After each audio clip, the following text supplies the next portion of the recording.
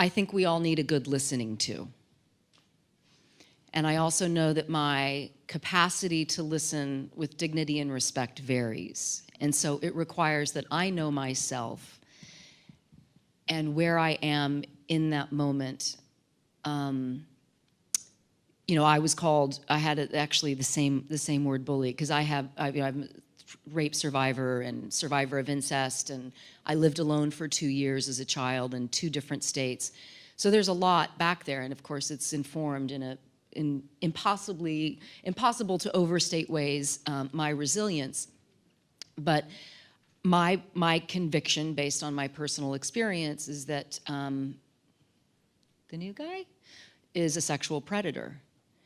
And the fact that there were adult men in my family who failed to protect me as a child, voted for him, was really re-traumatizing and saying, you're going to put me out there again. And the idea that you would protect me has evaporated. And it was incredibly painful, incredibly painful. And these are good people. Good people. One's a former superintendent of schools who banned Columbus Day activities because 60% of the kids were Native American, you know? And we were pretty gentle with each other after the initial shock. He was having a birthday, so I invited him over for coffee and pie.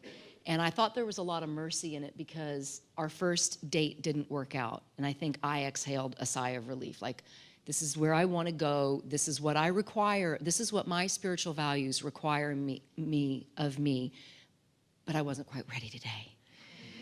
So we made another date, and we were just chit-chatting about all kinds of different stuff. And, you know, topic about a boy came up, and he said, well, I didn't know that because we haven't talked. And I said, since the election.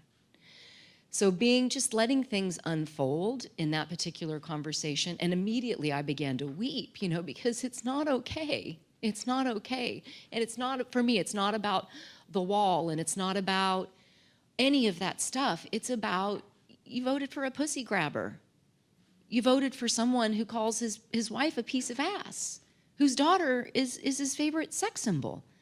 It really boils down to me to the sexual assault and the misogyny piece. And I've known that guy for a long time.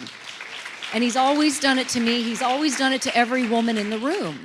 Like, instantly disqualified, in perpetuity, end of conversation.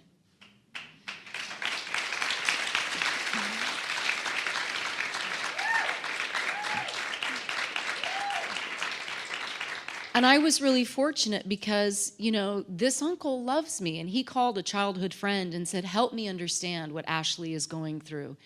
And she said, it's the worst thing that's ever happened to her. She's lesbian.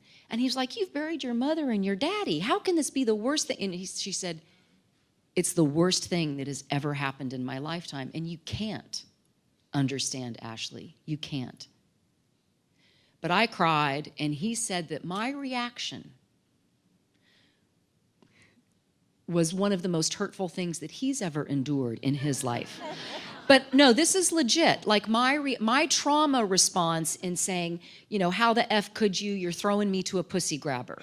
My reaction on a private social media forum was devastating to him, because how could I think that of him? And he said it was as hurtful to him as when he found out one of his wives didn't love him, and she did a lot of time in the pen. So I know that that was hurtful to him. And we both just cried and drank our coffee and ate our pie. And I love that man, and he drove me to the airport the other day. It's imperfect, and it's messy, and it's family, you know, but do I want to have my uncle in my life, or do I want to amputate? And in some instances, I may amputate. But in this one, it's like a time when I know his soul. And I can put the principle of our intergenerational relationship above the personality of this particular tragedy. And it remains for me the worst thing that's ever happened to me in my lifetime. You know, raped as a child, bad. Re-raped by a political system that ordains a clown, really bad.